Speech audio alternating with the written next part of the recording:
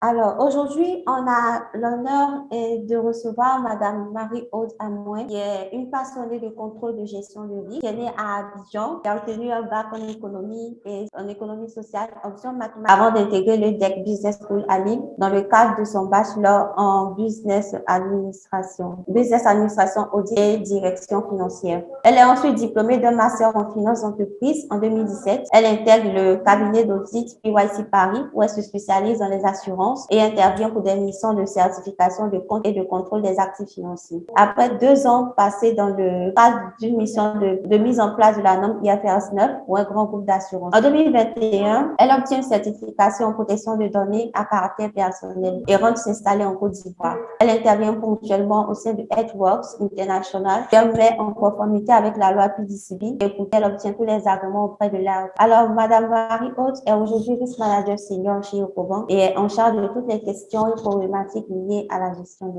risques. Et on va donc débuter notre thème. Madame Marie-Aude, vous êtes là? Oui, je suis là. D'accord. Donc, j'arrête mon partage et vous partagez maintenant votre question. Bonjour à tous. Du coup, je vais vous entretenir pendant environ 30-35 minutes donc sur la protection des données à caractère personnel.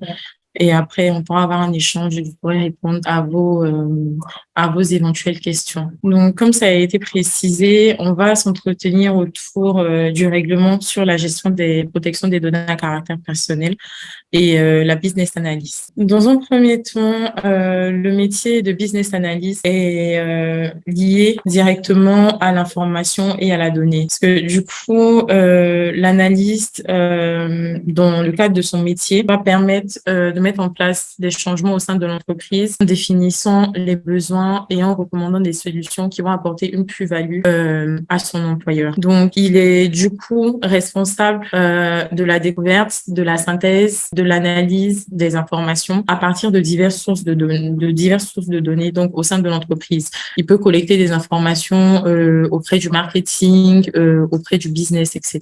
Donc, l'information de l'analyse métier donc comprend toute information que l'analyste métier élicite, crée, rassemble et diffuse dans le cadre de ses activités. Donc, dans la gestion de son information, il va gérer l'information de façon à ce que cette information-là soit organisée, qu'on ait un certain niveau de détail, donc en fonction de l'objectif recherché.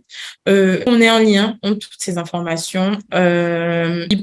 Ces informations peuvent être utilisées donc de multiples manières au sein de l'entreprise. Elles peuvent être consultées et consolidées donc à tout moment. Et principalement, pour que ces informations aient une plus-value, il faut qu'elles soient tout le temps tenues à jour. Donc, de manière générale, le business analyst donc va collecter la donnée. Donc, Je n'entends plus rien, et vous? Je pense qu'elle doit avoir un problème de connexion. Je vais essayer de la joindre autrement. Je pense que c'est un problème de connexion. excusez-moi, je crois que j'ai eu un petit souci de connexion. Allô, vous m'entendez? Oui, on vous entend, madame. Alors, du coup, est-ce qu'on en était?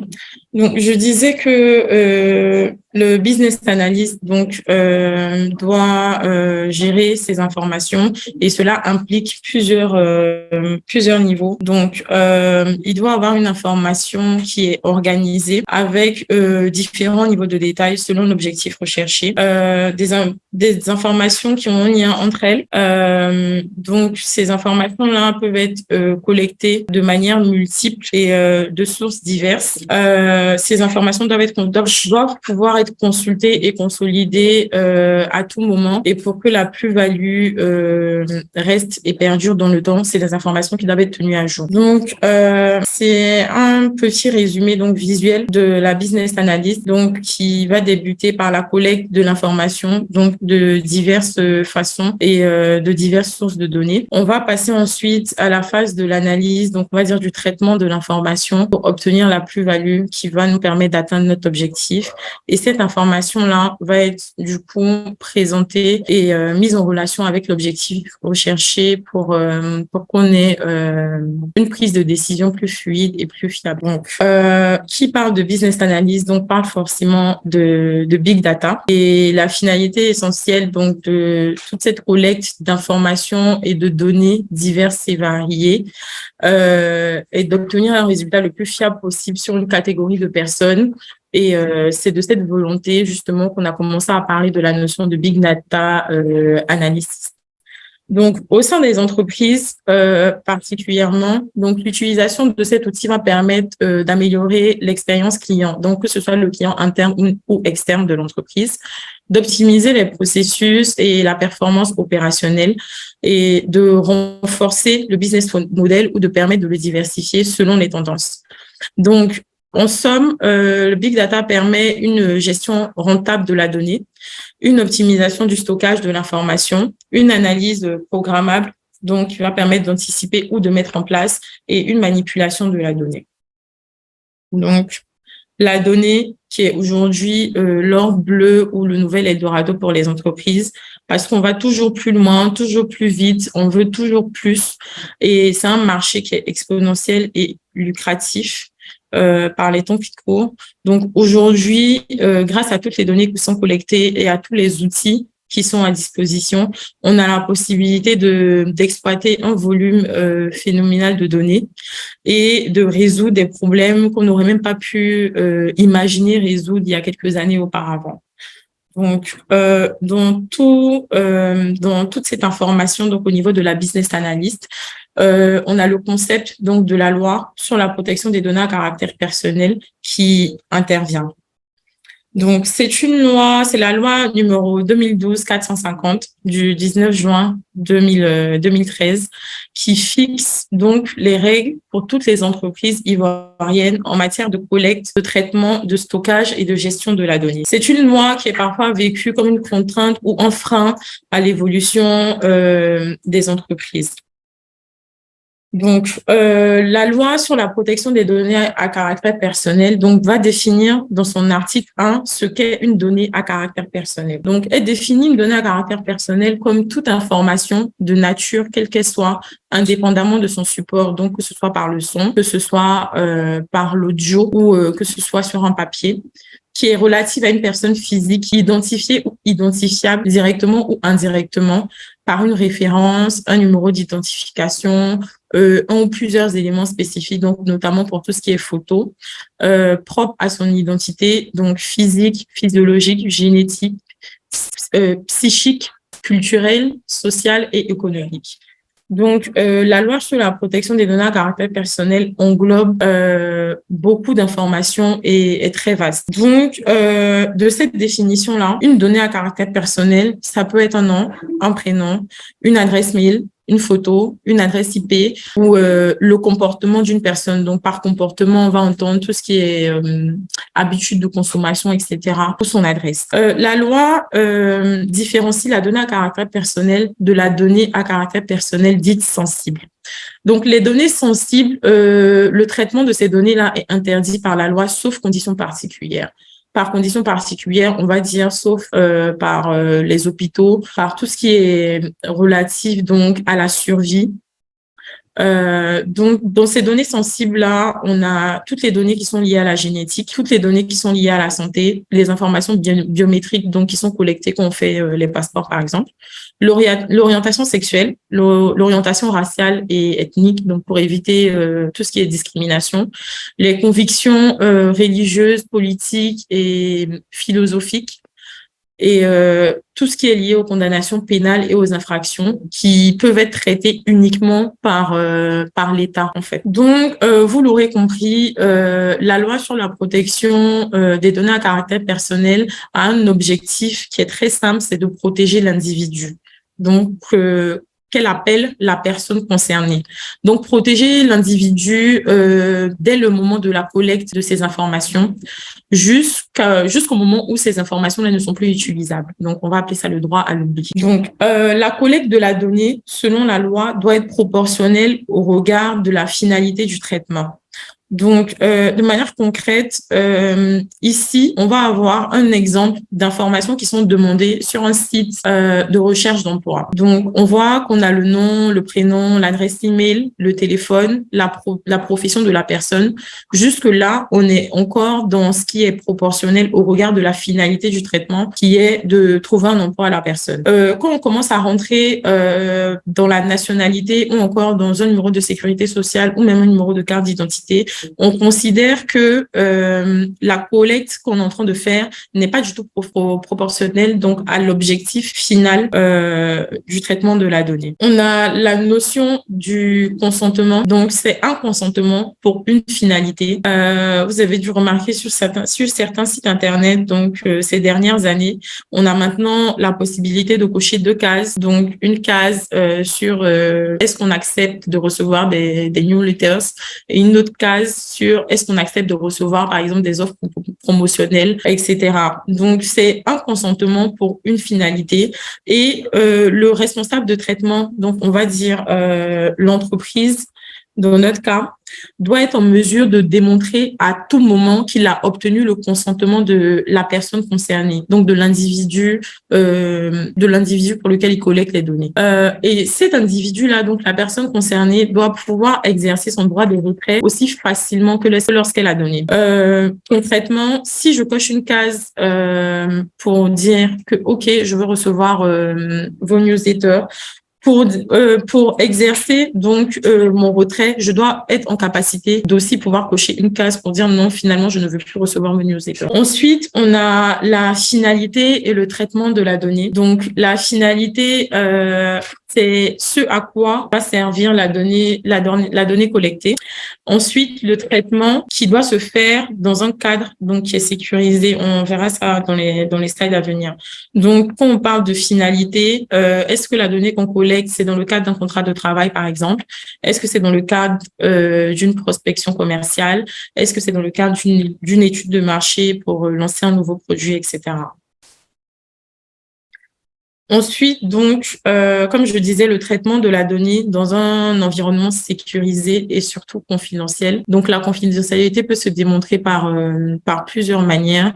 Donc, on va avoir la pseudonymisation et le chiffrement des données qui sont collectées, réaliser au moins une fois par an des tests ou des tests d'intrusion ou une évaluation de la sécurité donc informatique, s'assurer de l'intégrité et de l'exhaustivité des données qu'on a, garantir les habilitations d'accès aux données. Donc, tout le monde ne doit pas avoir accès à toutes les données au sein d'une entreprise. Donc, être en capacité de rétablir l'accès aux données en cas d'incident, mettre en place une politique donc de mots de passe, s'assurer de la disponibilité de tous les services et bien sûr chiffrer toutes les données à caractère personnel qui sont collectées. Donc, comme notre loi sur la protection des données est orientée principalement sur la protection de l'individu, donc ces individus-là, ces personnes concernées ont des droits. Donc, le droit d'accès, je dois pouvoir avoir accès à mes données. Le droit à la rectification dans le cadre de la mise à jour de mes données. Le droit à l'effacement des bases actives.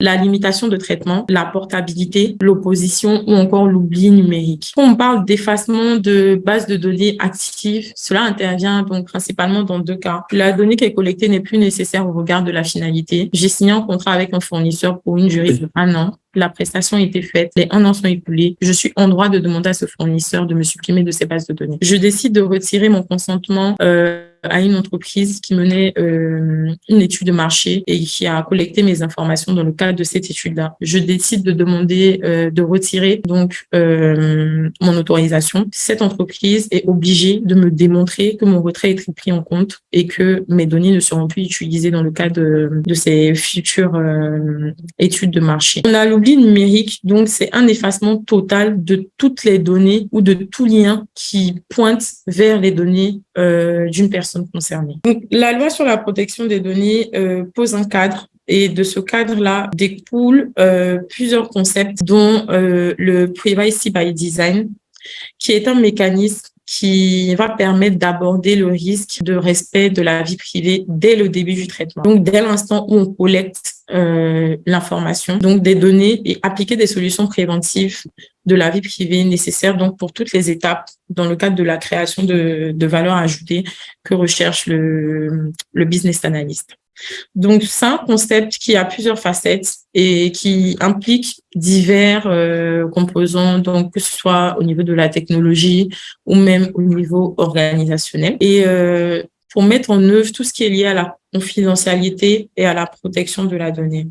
Donc, j'ai retenu 8 principes clés. Donc, on va voir. On va commencer par le début de l'information. Donc, minimiser l'information collectée. Donc, collecter un nombre de données qui est proportionnel à l'objectif final. Donc, on va collecter les données qui sont nécessaires à l'objectif. On ne va pas garder les champs qui ne vont pas être utilisables ou garder des informations qui ne sont pas forcément désirables en se disant non, peut-être que cette information-là va servir pour plus tard. Dans le cadre dans lequel on l'a collecté, c'est pour un objectif précis. Si ces champs ou ces informations ne servent pas cet objectif, il est important de supprimer ces données et ces champs. Après, on a le fait d'agréger. Donc, les données doivent avoir un certain niveau d'agrégation, donc le plus élevé possible, avec le moins de détails possible.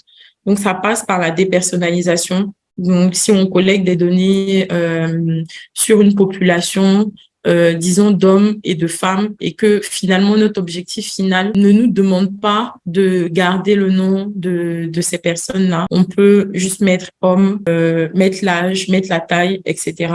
Mais le fait de mettre l'âge et la taille ne nous permet pas d'identifier la personne physique concernée par cette donnée qui a été collectée. Il y a tout ce qui est lié donc à l'information de la personne connectée, de la personne concernée. Donc, il faut pouvoir informer cette personne-là de manière adéquate de toutes les utilisations qui sont faites de ces données. En gros, lorsqu'on collecte des données, il faut être transparent lors de la collecte. Expliquer à cette personne-là pourquoi est-ce qu'on collecte ces données, comment est-ce que ces données vont être traitées, si ces données vont être communiquées à des partenaires ou à des sous-traitants.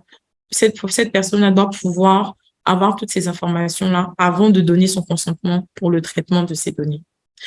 On a tout ce qui est lié donc au fait de masquer donc les données personnelles et les interrelations, donc tout ce qui est outils d'anti-tracking, utiliser des outils pour permettre de crypter la donnée, partager les informations via des fichiers sécurisés, donc ça peut être des fichiers avec des mots de passe.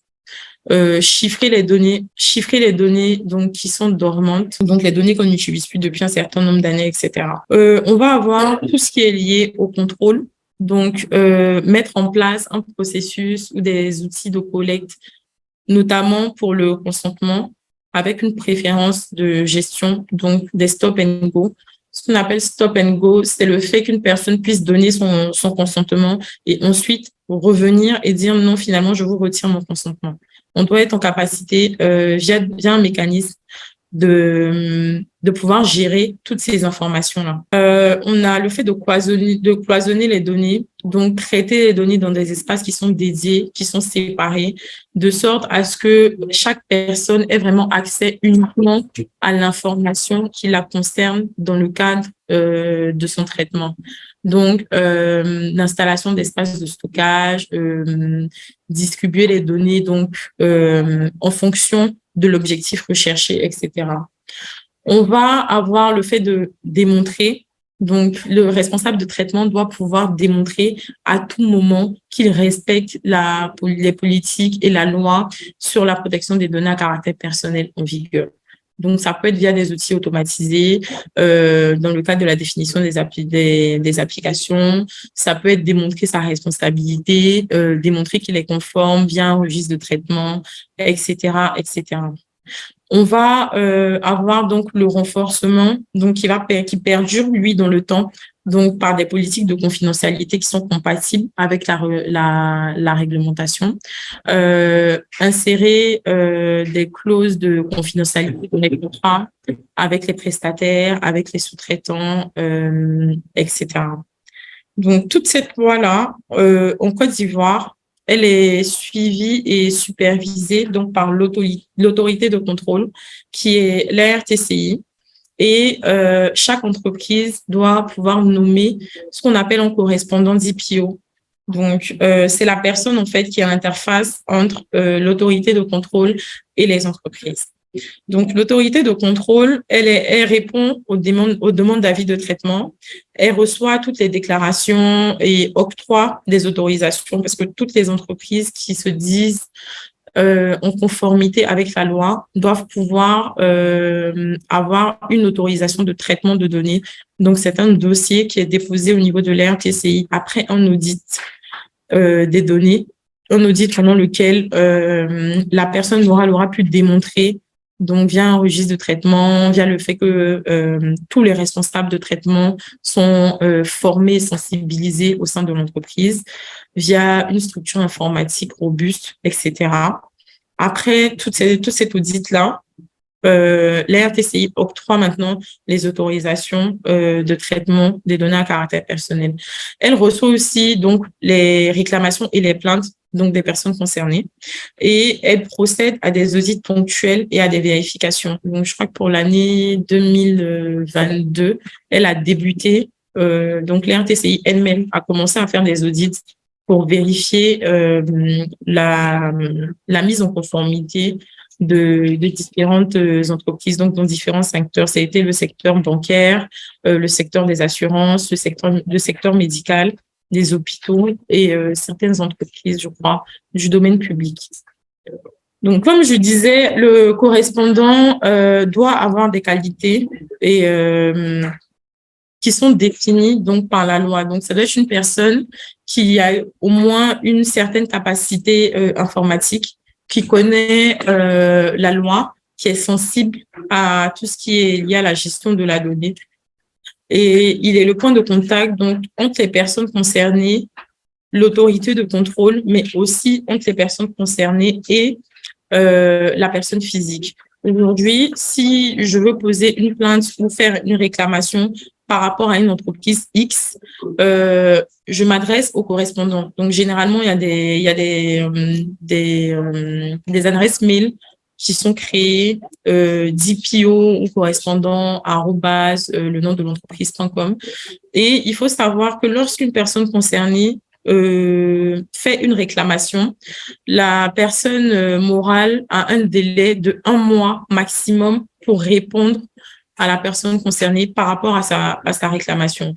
1 mois passé, la personne concernée peut s'adresser à la RTCI qui va se pencher sur le cas et l'entreprise peut être soumise à des sanctions pécuniaires. Donc, la RTCI, bien sûr, sanctionne, donc elle retire des autorisations et sanctionne donc via des sanctions pécuniaires. Pour les particuliers, les sanctions peuvent aller jusqu'à 100 millions de francs CFA. Pour les personnes morales, les sanctions peuvent aller jusqu'à 5% du chiffre d'affaires donc annuel du dernier exercice, mais on reste dans la limite de 500 millions de francs CFA. Du coup, quelles sont les perspectives aujourd'hui pour la loi sur la protection des données à caractère personnel? L'objectif vraiment de la RTCI et je pense des entreprises en ce moment, c'est vraiment d'aller vers une meilleure prise de conscience de ce qu'elle a donné et de comment l'a traité. Vers une prise de conscience de fait que toutes les données que nous collectons ou que nous traitons dans le cadre de nos différentes activités, ne pas oublier que derrière, c'est des personnes physiques qui représentent ces données-là finalement. Adopter une interprétation des règles la plus commune possible concernant le traitement de la donnée. Donc, aujourd'hui, à la lecture de la loi, pour les entreprises, c'est pas forcément évident de mettre en place des mécanismes ou de s'organiser pour être sûr d'être conforme à la loi. Parce que la donnée, ça reste quelque chose la loi est vaste et elle cible toutes les informations, même les plus minuscules. Ce qui n'est pas forcément évident aujourd'hui pour les entreprises de s'assurer que toutes les informations qu'elles collectent sont traitées par les bonnes personnes, que seules les bonnes personnes ont accès. On part aussi vers une transparence totale, donc vis-à-vis des clients internes ou des clients externes. Aujourd'hui, je dois être en mesure de pouvoir m'intéresser à mon service RH, par exemple, et de leur demander l'ensemble des informations qu'ils ont collectées sur moi, que ce soit avec ou sans mon consentement. Et l'entreprise est obligée de me fournir ces informations-là. Comme aujourd'hui, sur Facebook, on a la possibilité d'aller dans les paramètres et de demander à extraire toutes les données que Facebook a collectées nous concernant, nous, personnes physiques. Et Facebook est dans l'obligation de nous donner toutes ces informations-là. On part aussi vers une sensibilisation continue, donc de tous les acteurs, toutes les personnes qui manipulent les données au sein des entreprises, donc bien sûr les business analysts. Donc voilà présenter donc en gros la loi sur la protection des données et tout ce qu'elle englobe de manière résumée, bien entendu. Donc merci pour votre attention et du coup je suis disponible pour répondre à toutes vos questions. Alors, grand merci à Madame Amouri qui nous a vraiment entretenu sur les RGPD. On va passer maintenant à la phase des questions et des réponses. Pour ceux qui en auraient, s'il vous plaît, faites un signe de la main dans le chat. Ensuite, on vous donne la parole et puis vous allez poser vos questions. OK, d'accord. Donc déjà, Eric a levé la main. Donc, Eric, tu peux poser ta question. OK, merci à vous. D'entrée, je tiens à remercier Assel qui m'a invité à cette activité. C'est la première fois que je participe à une activité de IBA d'Abidjan. J'ai juste une préoccupation. D'abord, je remercie notre communicatrice pour la précision de tout ce qu'elle nous a présenté aujourd'hui. Alors, je voudrais juste avoir les amendes qu'elle a énumérées tout à l'heure. Est-ce que ça se paie pour l'Institut international de business analyst ou bien ça se paie au trésor public? Parce que je vois que c'est quand même énorme, jusqu'à 100 millions pour un particulier et pour les entreprises jusqu'à au minimum 500 millions. C'est quand même énorme. Donc, ça se verse où? C'est pour le fonctionnement des chapters après, pour renforcer la capacité des membres des associations et autres, pour ne plus peut-être tomber dans ces fautes-là, ou bien c'est l'État qui récupère directement. Je voudrais comprendre cette portion-là. Merci bien. Merci Eric pour ta question. Donc je voulais juste préciser les 500 millions, c'est le maximum donc qu'une personne morale peut payer. Ces amendes-là sont données donc par voie judiciaire. Il y a quand même plusieurs étapes. Donc il va avoir comment dire le retrait de l'agrément par exemple. Ensuite, on va donner quand même 2 chances à l'entreprise en question pour se mettre en conformité ou pour, en tout cas, démontrer qu'elle essaie de mettre en place des outils pour être en conformité donc avec la loi. Les amendes sont donc données par voie judiciaire et sont versées donc au Trésor public dans un premier temps. Elles ne vont pas être, elles vont être utilisées donc principalement par la RTCI dans le cadre de ses activités de sensibilisation, etc. Et ne seront pas reversées à l'entreprise. Je ne sais pas si ça répond à ta question. Oui, j'ai bien compris. Une autre personne a une question. Notre hôte est disponible. Il suffit juste de lever la main et on vous donne la parole. La séance est ouverte. Toute personne qui a des questions, vous pouvez les poser. Si vous avez besoin aussi d'éclaircissements, n'hésitez pas également à demander des éclaircissements, même des avis si possible. Bon, moi, j'ai déjà une question. Dans le cas où une personne voudrait, par exemple, que ces données soient retirées, est-ce qu'il y a une procédure en bonne et due forme pour pouvoir bénéficier de ça ou elle a juste à s'adresser à l'entreprise qui aurait pu collectionner ces données? Normalement, toutes les entreprises donc, doivent avoir donc une adresse mail, soit une adresse mail générique, soit un correspondant à la protection des données qui est désigné. Donc, cette personne-là doit s'adresser à ce correspondant-là. Généralement, il est conseillé de le faire enfin, par mail ou par courrier. En tout cas, d'avoir une trace écrite que l'entreprise a bien reçu sa réclamation. Et si au bout d'un mois, la personne n'a pas du tout eu de réponse donc de l'entreprise en question, elle peut s'adresser directement à la RTCI, donc se rendre à la RTCI, aller au service de protection des données à caractère personnel, poser sa réclamation, apporter les évidences que l'entreprise X a été contactée par ma part. J'ai demandé à avoir accès à toutes mes données et à ce que toutes mes données soient effacées. Ça n'a pas été fait. Attention, par contre, il faut être sûr que les données qui ont été collectées ne sont plus nécessaires ou soit on n'a plus du tout de contrat avec cette entreprise. Joanna, tu peux poser ta question, hein. Tu peux ouvrir ton micro et poser la question. Oui, on t'entend très bien, Joanna, on t'entend très bien. Merci beaucoup à la plateforme pour l'initiative ainsi qu'à l'intervenante.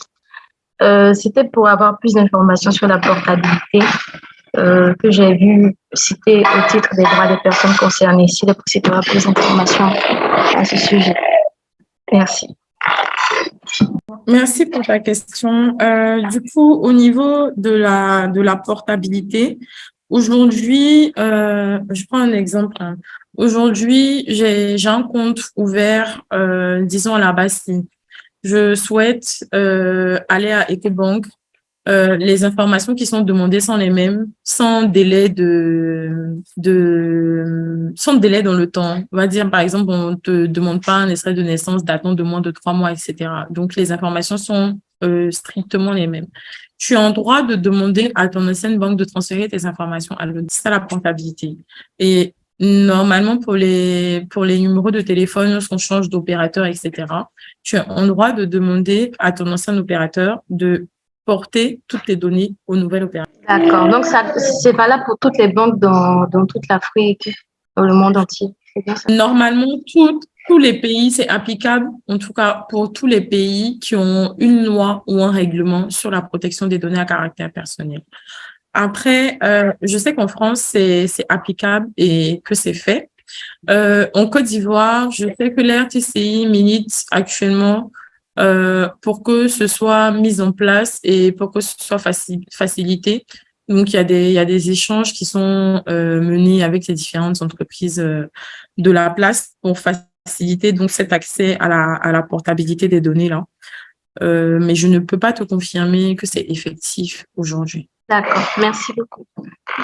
Bon, Axel, j'ai vu que tu avais 2 questions. Tu peux les poser, hein. Ouvrir ton micro et puis les poser. Oui, j'aimerais savoir comment fonctionne l'OAPI en termes de protection des données pour un individu. On m'a écouté? Est-ce que tu peux reprendre ta question, s'il te plaît? Comment fonctionne l'OAPI en termes de protection des données? Alors, donc, du coup, au niveau de l'OAPI, on est porté sur la propriété intellectuelle, donc qui est différente de la donnée d'une personne physique. Donc, parce que la loi sur la protection des données à caractère personnel a pour objectif principal de protéger la personne physique, donc dans toutes les informations qui peuvent permettre de l'identifier, elle, en tant que personne physique. Donc, elle ne prend pas en compte tout ce qui est lié à la protection de la propriété intellectuelle, etc. Je crois qu'il y a un autre règlement sur la gestion, le traitement de la propriété intellectuelle. Mais là, comme ça, je ne saurais pas te dire. D'accord. Et est-ce que tu peux me dire s'il y a des très bons systèmes de protection des données en Afrique? Surtout qu'aujourd'hui, on sait qu'il y a beaucoup de phénomènes de hackers et scamming. Alors, au niveau de la protection des données en Afrique, donc la loi existe bien avant même la création du RGPD en Europe, mais elle est vraiment effective ou disons applicable aux entreprises que depuis environ 2 ans. 2 ans, pas plus. Ça fait peut-être 2 ans qu'on commence vraiment à parler de protection des données à caractère personnel en Afrique.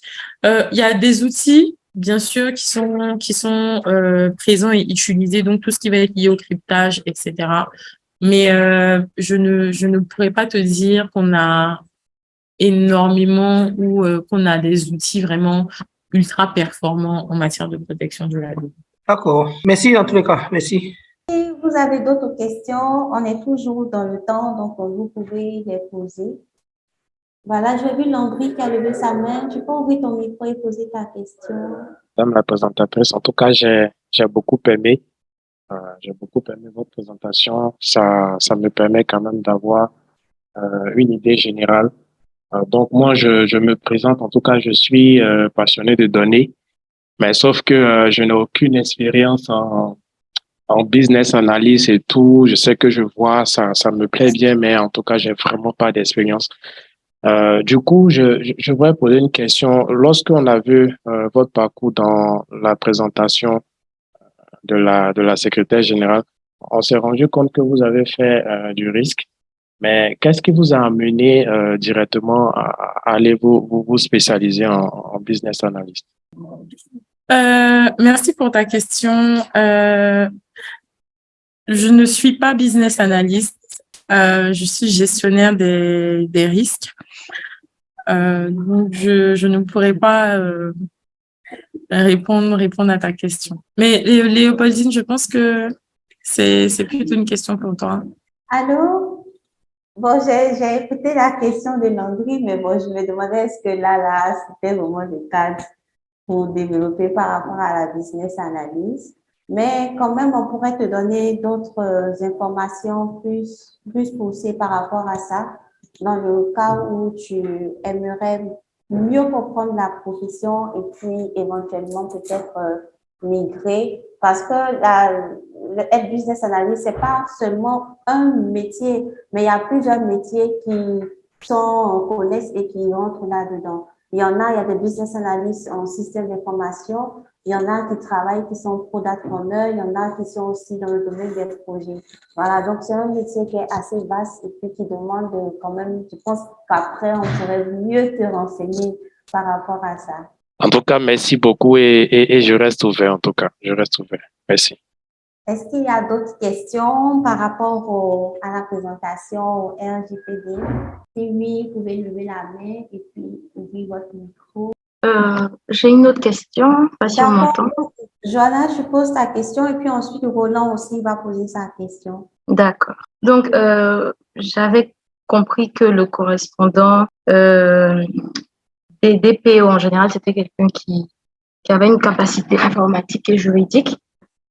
Maintenant, j'aimerais savoir, je sais qu'en Europe, c'est quelque chose qui est très développé, les gens recherchent des DPO, mais ici en Afrique, c'est pas encore vraiment le cas. Donc, j'aimerais savoir en général dans les entreprises, qui est-ce qu'on responsabilise pour jouer ce rôle-là en Afrique, selon les connaissances de l'intervenant? Merci pour ta question. Alors, je peux te répondre pour la Côte d'Ivoire. Donc, pour les entreprises pour lesquelles j'ai eu à entamer certaines démarches, les personnes qui sont désignées comme DPO sont généralement le responsable informatique ou le responsable en charge de la sécurité de l'information, ou aussi le QHSE. Donc, c'est principalement ces personnes-là qui sont désignées. En troisième position, je dirais une personne au sein du service juridique. Roland, tu peux poser ta question. Ok, merci. Allô, vous m'entendez? On t'entend, oui. Ok. Bonjour à tous. Je tiens à vous remercier pour d'abord l'organisation de cette plateforme et la réunion en question. Je tiens aussi à remercier également notre présentatrice, Marie-Aude. Ok, ma question sera portée beaucoup plus sur les agréments parce que tout à l'heure dans la présentation, lorsqu'on parlait des sanctions, je crois avoir entendu parler de retrait d'agrément. Bon, à mon niveau, je souhaitais comprendre d'où viennent les agréments et quelle est la procédure pour avoir ces différents agréments. Parce que chez moi, dans mon entendement, je pensais qu'on avait une juridiction qui était là, des normes que toutes les entreprises devaient se conformer à cette loi afin de pouvoir respecter les données à caractère personnel. Donc, si j'entends parler de retrait d'agrément ou l'obtention d'agrément, donc je voulais savoir à quel moment on parle de ces agréments et auprès de qui on va chercher l'agrément en question et l'utilité. Merci. Du coup, les agréments sont délivrés par l'ARTCI, donc qui est l'autorité de contrôle en matière de tout ce qui est protection des données à caractère personnel en Côte d'Ivoire. L'ARTCI délivre donc deux types d'agréments. Donc, on va avoir l'autorisation de traitement qui est destinée à toutes les personnes morales et physiques, en tout cas, qui ont une entreprise et qui traitent des données. Donc, la loi arrivant maintenant dans la phase, disons, exécutive et l'ARTCI, donc qui a commencé donc là des audits et à partir de l'année prochaine, voire sur prochaine, va commencer à sanctionner. Donc, va demander aux entreprises de toutes soumettre une demande d'autorisation de traitement des données à caractère personnel. Donc, c'est un formulaire qu'on retrouve donc sur le site de l'RTCI. Je vais arrêter mon partage 2 minutes donc pour vous montrer. Donc ce formulaire-là, c'est un questionnaire en fait qui demande un certain nombre d'informations, notamment quelle est l'activité de l'entreprise, quel type de données est-ce que l'entreprise collecte, est-ce qu'on a une politique informatique, si oui, comment elle est faite, il faut la joindre. Est-ce que le personnel est formé ou sensibilisé à la protection des données à caractère personnel? Est-ce que il y a un système qui est en place et qui permet de traiter les données à caractère personnel dans un environnement sain et fiable, etc., etc. Le deuxième type de formulaire, le deuxième titre d'autorisation qu'elle va délivrer, ça va être l'autorisation destinée aux cabinets donc qui souhaitent accompagner les entreprises dans leur mise en conformité avec la loi sur la protection des données et qui souhaitent aussi dispenser des formations sur la protection des données à caractère personnel. Je repartage mon écran. Donc, c'est en train de charger. Et donc, c'est les deux types d'autorisation qu'elle va formuler. Donc, je sais pas si vous voyez mon écran. Le formulaire, donc, se présente comme suit avec un certain nombre, donc, de questions. Ça, c'est dans le cadre d'un cabinet, par exemple, qui veut accompagner les entreprises dans leur mise en conformité. Donc, ça passe par un audit. Donc, on va demander comment est-ce que vous prévoyez faire l'audit, qu'est-ce que vous regardez, quels sont vos référentiels, quelles sont les personnes qui vont faire l'audit, quel thème est-ce que vous abordez dans les formations que vous comptez dispenser, etc., etc. Donc, vous voyez, on demande des exigences juridiques, des exigences techniques, donc un certain niveau, en tout cas, de formation. Et on a aussi tout l'aspect informatique. Donc, demandé pour les consultants, en tout cas, qui doivent réaliser l'audit. J'essaie de trouver donc le formulaire pour les personnes morales. Voilà. Donc, la demande d'autorisation préalable au traitement des données à caractère personnel. Donc, c'est ce formulaire-là que doivent soumettre donc les entreprises auprès de la RTCI pour obtenir leur agrément de traitement des données à caractère personnel. Donc, il se présente comme ça. Il s'appelle demande d'autorisation de traitement des données à caractère personnel. Donc, il est valable aussi bien pour la personne morale qui a une entreprise et qui traite des données que pour la personne physique. Donc, les informations ci-dessous sont demandées. Quelle est la finalité du traitement? Quel est le fondement juridique? Quel est le type de personne pour lequel on collecte des données? Est-ce qu'on a recueilli donc le consentement, donc la notion qu'on a abordée tout à l'heure? Est-ce qu'on utilise des technologies particulières? Parce que tout ce qui est lié à la géolocalisation, aux vidéosurveillance, etc., font partie des données dites sensibles.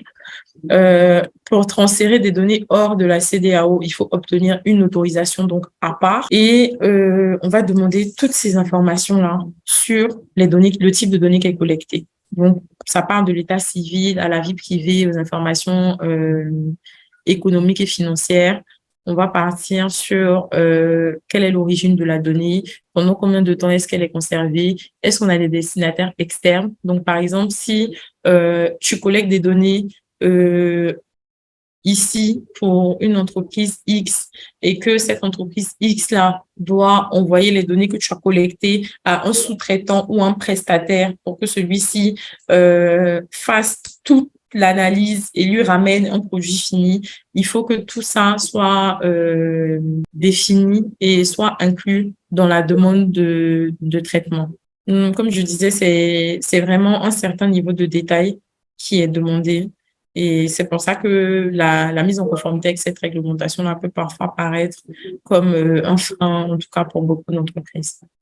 Je ne sais pas si ça répond à ta question. Ça répond à la question. Donc, si j'ai bien compris, on a deux.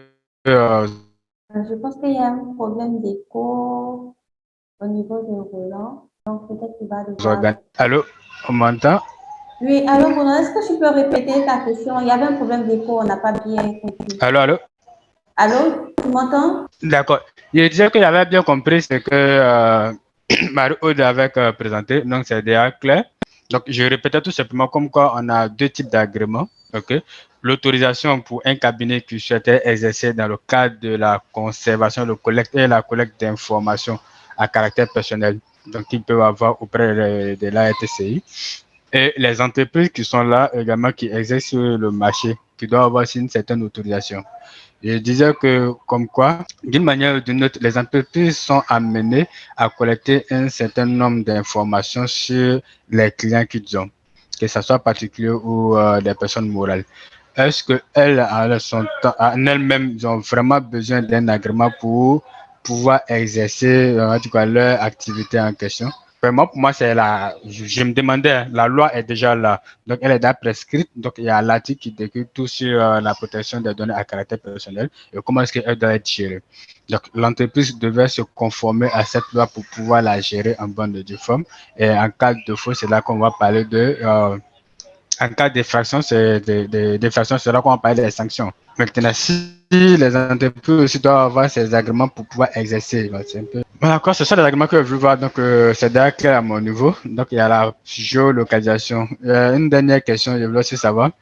Ben, tout à l'heure, elle a parlé de la géolocalisation. Aujourd'hui, nous avons des entreprises qui sont, bon, pas des entreprises, on a beaucoup plus de métiers, les entreprises métiers internationales qui sont là. Il y a plusieurs entreprises dans elles. Le côté infrastructure informatique n'est pas forcément géré chez nous ici en Côte d'Ivoire. Dans ce genre de cas-là, comment est-ce que ça se gère en fonction des normes locales? Donc, pour les entreprises qui ont des serveurs, ou elles transfèrent des données, en tout cas de personnes ivoiriennes, hors de l'espace CEDEAO, ces entreprises-là doivent avoir obtenu une autorisation auprès de l'RTCI, comme quoi notre serveur est basé peut-être en Russie. Donc, les données que nous collectons sont stockées en Russie. Voilà le système qui est en place. De manière générale, l'RTCI autorise cette gestion des données-là hors de l'espace CEDEAO dès l'instant où c'est un endroit qui a une réglementation donc similaire à la protection des données à caractère personnel.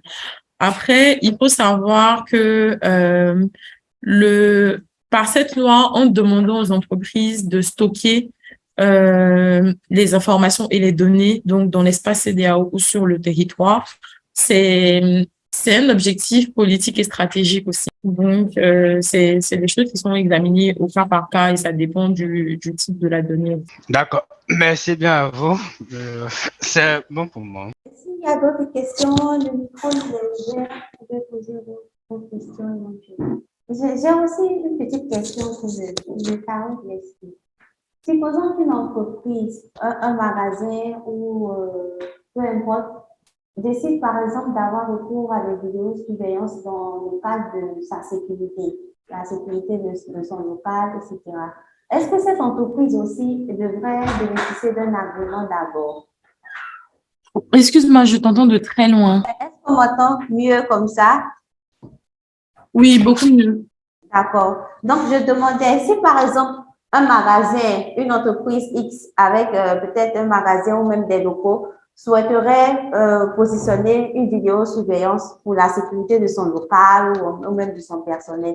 Est-ce que cette entreprise devrait aussi bénéficier d'un agrément, par exemple? Dans le cas des vidéosurveillances, l'entreprise en question ou même le magasin en question est dans l'obligation de prévenir les personnes concernées qu'elles sont filmées et que ces données-là sont En gros, je sais pas si vous faites attention, dans les aéroports, dans certains magasins, il y a un panneau avec un émoticône qui sourit, qui dit souriez, vous êtes filmé. En fait, c'est une manière de dire vous êtes filmé, on est en train de collecter vos images, il y a une vidéocaméra qui est installée. Donc, dans ce cas-là, on est vraiment dans la collecte du consentement de la personne concernée. La personne sait qu'elle est filmée.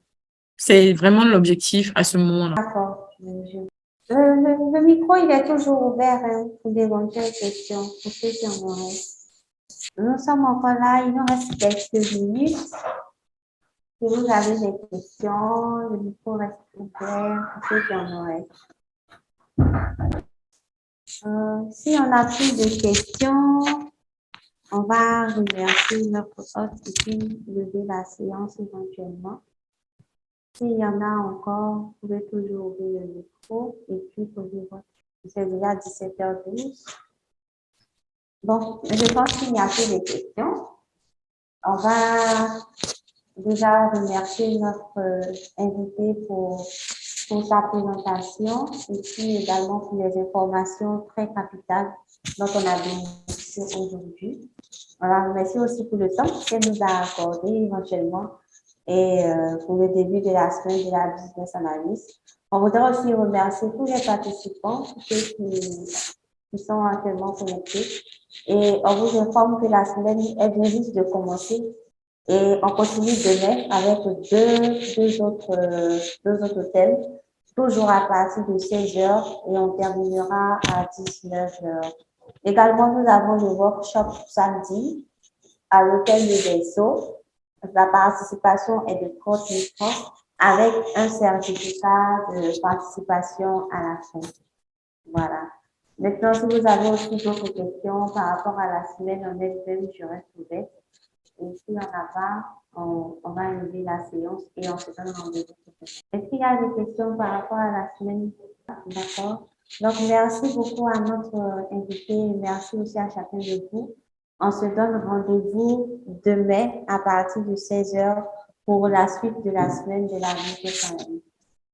Voilà. Bonne soirée à tous et à chacun.